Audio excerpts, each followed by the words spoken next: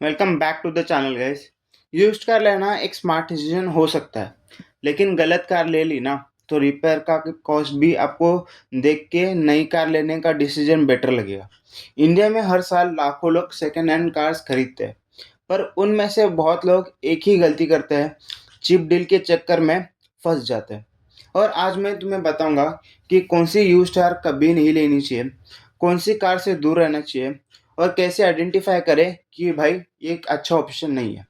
Video के and तक ज़रूर देखना। लास्ट में एक मैं सीक्रेट चेकलिस्ट दूंगा जिसको 90% बायर्स नहीं जानते। So let's start. Used car buyers की एक रियलिटी बताओ कि इंडिया में यूज्ड कार मार्केट में न्यू कार मार्केट से भी ज़्यादा ग्रो कर रही है। इसका रीज़न सिंपल है, क्योंकि न्यू कार्स एक्सपेंसिव हो रही है, ईएमआई इंटरेस्ट वगैरह बढ़ रहे हैं, लोग स्मार्ट स्पेंडिंग करना चाहता है। यूज्ड का लेना गलत नहीं है, एक्चुअली एक स्मार्ट डिसीजन हो सकता है अगर सही कार चूज की तो। प्रॉब्लम क्या होती है जब बायर्स रिसर्च नहीं करते, लोग बस ये देखते हैं हाँ भाई सस्ती मिल रही है ले लो, और वही गलती होती है कि यूज्ड कार परचेस एक इन्वेस्टिगेशन प्रोजेक्ट बन जाता है, और अगर इन्वेस्टिगेशन की हुई तो लॉस गारंटीड है। बात करेंगे हम ऐसी बहुत सारी चीज़ों में। स्टार्ट करते हैं कैटेगरी वन के साथ। सबसे पहले बात करते हैं भाई सबसे dangerous category, old luxury cars. Example से समझो, तुम्हें एक लग्जरी सीडान मिलती है 8 लाख में, उसका ओरिजिनल प्राइस है 45 लाख रुपीज़। लगता है ना कि भाई जैकपॉट मिल गया, पर रियलिटी में एक ट्रैप होता है। लग्जरी कार्स चीप क्यों मिलती है? क्योंकि ये यूज्ड मार्केट में, क्योंकि इनके इलेक्ट्रॉनिक्स कॉम्प्लेक्स होता है, पार्ट्स एक्सपेंसिव होते हैं, और इसकी जो सर्विस है आपको स्पेशलाइज्ड सर्विस सेंटर्स पे ही करनी पड़ती है। एक सेंसर खराब मतलब 40 से 50 हज़ार किधर नहीं गए, और सस्पेंशन रिपेयर हुआ तो 1 लाख से ज़्यादा तो कंफर्म कॉस्ट है। ईसीयू इशू वगैरह हुआ तो आपको बहुत ज़्यादा मैसिव कॉस्ट भरनी पड़ सकती है अपनी जेब से। लग्जरी कार का एक ही रूल होता है, अगर वारंटी नहीं तो रिस्क भी सबसे ज़्यादा ही होता है। लग्जरी कार न्यू लेने वाले लोग यूजुअली 5 साल बाद सेल करते हैं, कि जब उनके पास उनकी कार की मेजर सर्विस स्टार्ट होती है और वो मेंटेनेंस का बर्डन नेक्स्ट ओनर पे आ जाता है। इसलिए ओल्ड लग्जरी कार लेने से पहले सोचो क्या तुम उसको मेंटेन कर पाओगे। अगर आंसर डाउटफुल लग रहा है तो उसको अवॉइड करो। ऐसे नहीं बोल रहा कि लग्जरी कार्स नहीं खरीदनी चाहिए।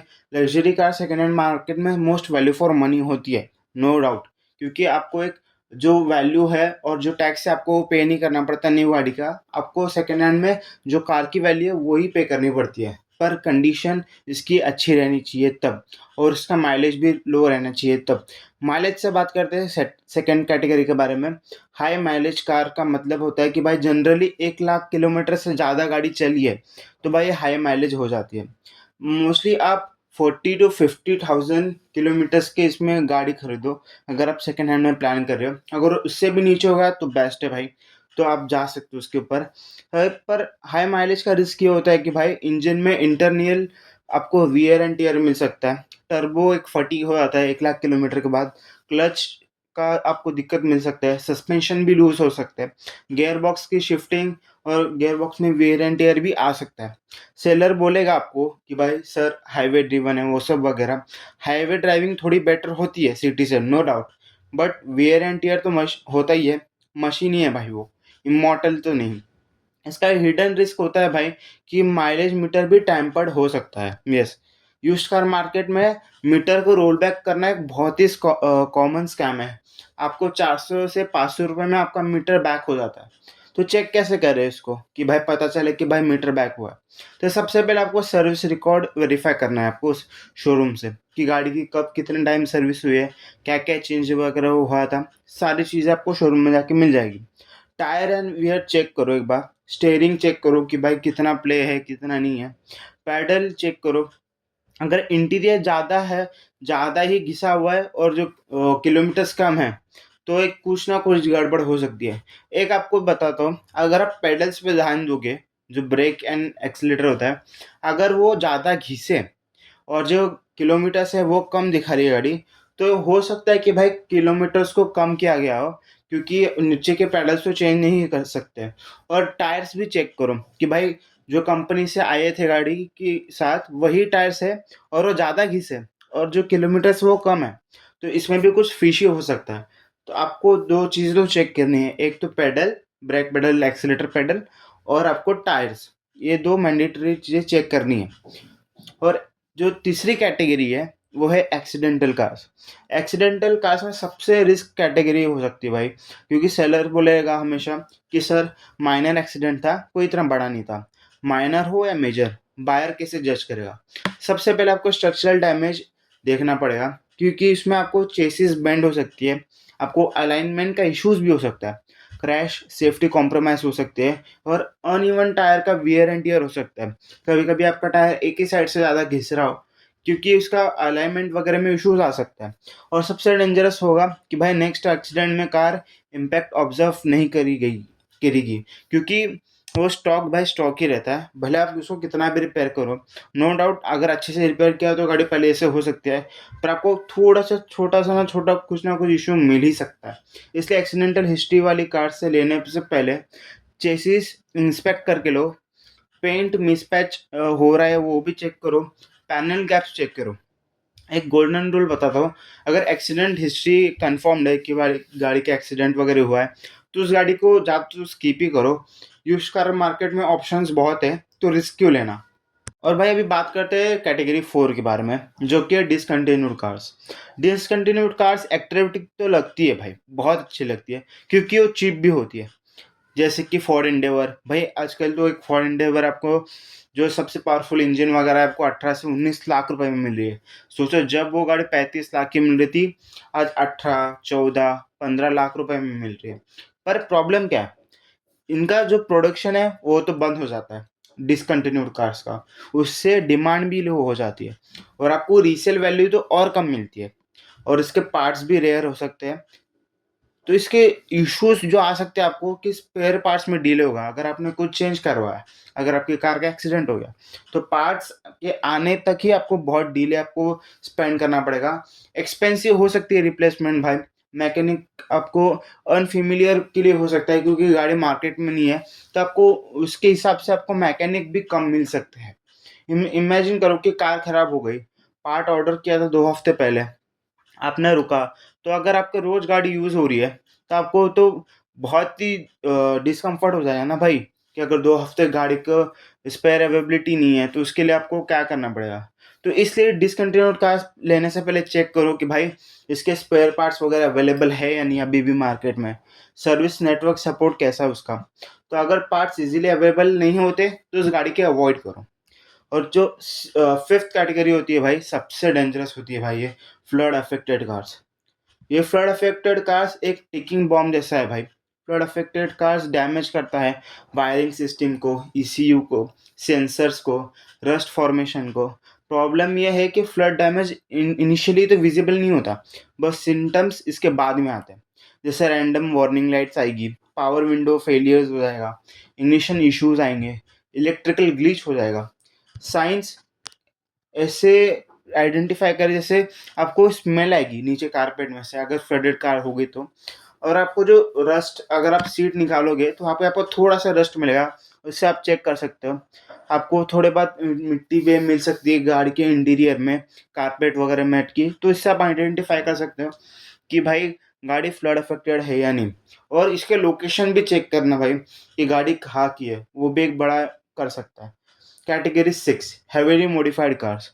कार्स मॉडिफाइड इंस्टाग्राम पे बहुत कूल लगती है, रियल लाइफ में हेडेक बहुत जाती है, क्योंकि मॉडिफाइड कार्स में प्रॉब्लम होता है भाई, इंजन ट्यूनिंग का stress, suspension imbalance, illegal modes risk, wiring mess. Most modified cars aggressively drive की जाती है भाई, मतलब वियर एंड टियर ज़्यादा होगा। मॉडिफाइड कार लेने से पहले मतलब ये है कि प्रीवियस ओनर ने एक्सपेरिमेंट अपने हिसाब से पूरा किया होगा। तो बेस्ट रूल यही है कि अगर आपको जितनी गाड़ी स्टॉक मिलती है उतना ही सेफ ऑप्शन रहता है। और एक बोनस कैटेगरी में बात करता हूँ भाई, मल्टीपल ऑनर कार्स। अगर कार 4 से 5 ऑनर चेंज कर चुकी है, तो भाई सबसे बड़ी वार्निंग साइन है। रीज़न इसका हो सकता है कि भाई कार ही प्रॉब्लम हो सकती है, इसलिए इतना ऑनर्स चेंज हुआ है। मेंटेनेंस इग्नोर हुआ हो सकता है, हिडन इश्यूज हो सकते हैं। आइडियल इश्यूज इसका ये होगा कि अब आप सिंगल ओनर कार लो, ज़्यादा से ज़्यादा सेकंड ओनर कार, उससे ज़्यादा मत जाओ भाई, तो कुछ ना कुछ प्रॉब्लम हो सकता है। फुल हिस्ट्री चेक करो भाई, डॉक्यूमेंटेड सर्विस भी चेक करो इस गाड़ी की। ज़्यादा ओनर्स होंगे तो ज़्यादा अनसर्टेनिटी आपको मिल सकती है। हाँ, जो बहुत ही एक्सपेंसिव कार होती है जैसे कि स्पोर्ट्स कार हो गई, लैम्बोर्गिनी हो गई, फरारीस वगैरह हो गई, इंडिया में स्पेशली वो 5th ऑनर 6th ऑनर तक ही जाती है, मतलब वो भी जाती है क्योंकि भाई वो गाड़ी ज़्यादा चलती नहीं है। उनका गाड़ी का कैसा होता है मैं आपको बता रहा हूँ। उन्होंने गाड़ी ली, हाँ भाई शौक किया, आपने 1 साल रखा, 2 साल रखा, 3 साल रखा, गाड़ी चलाई।